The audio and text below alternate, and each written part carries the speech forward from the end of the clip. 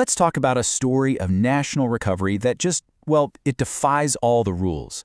A story about how a system, an architecture of pure discipline, can stare down total destruction and not even blink. Just let that sink in for a second.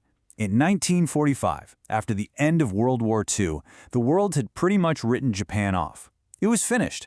For most countries, there would be no coming back from this. The question wasn't if it would fall behind, but if it would even continue to exist.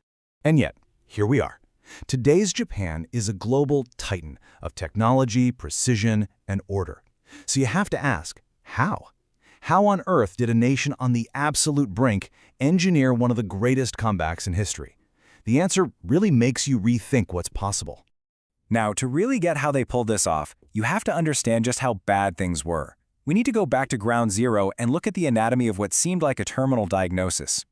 The situation was, and I mean this literally, catastrophic. We're talking about a nation hit by 2 atomic bombs. Its entire industrial machine was rubble. It was occupied by a foreign army. And on top of all that, it had basically no resources of its own. No oil, no iron, no reliable way to feed its own people.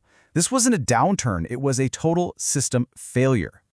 So, how do you rebuild from absolute zero? The answer is surprisingly rational. It's almost cold.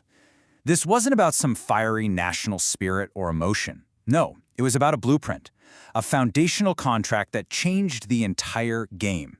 And this right here is the absolute key to the whole story. The recovery wasn't some organic, hopeful accident. It was an engineered outcome. And the very first piece of that engineering was a simple, powerful agreement, a legal document. So in 1951, Japan signed the U.S.-Japan Security Treaty. And the trade-off was remarkably straightforward. America would take care of Japan's defense. In return, Japan would be a strategic ally. This one single contract freed up the entire nation to pivot, to turn its focus completely away from mastering war and towards mastering industry. And that's the strategic genius of it, right?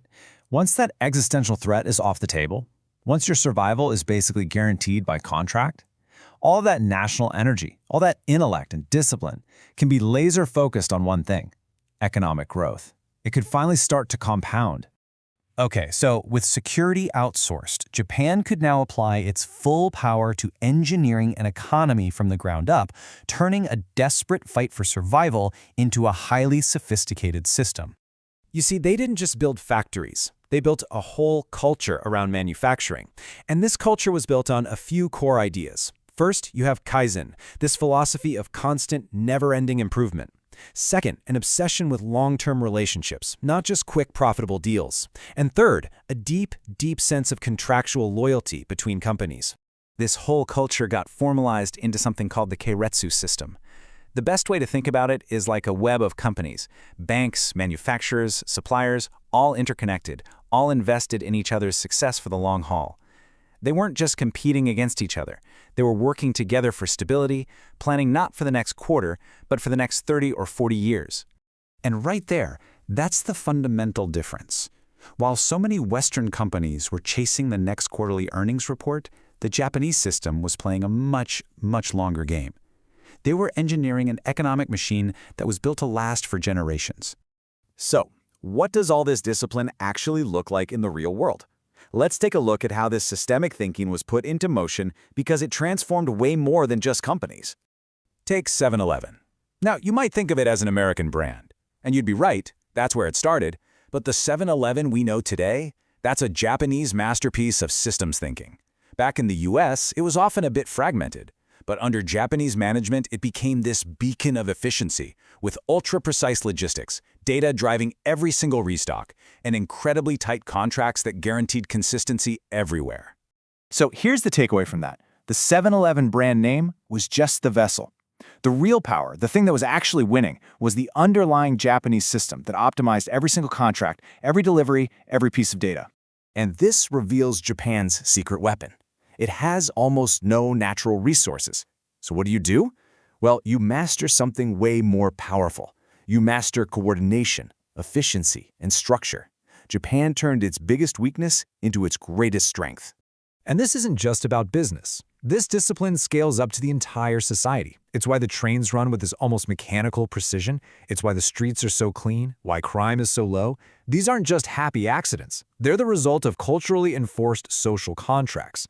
And that kind of discipline, at a national scale, becomes a massive form of leverage on the world stage. So what about today? How is this philosophy, this obsession with structure, being used to engineer a solution for Japan's single biggest modern challenge?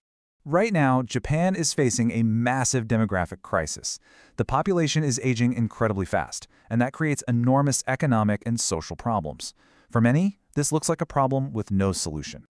But Japan's response isn't to panic. It's to do what it has always done: engineer a structural solution.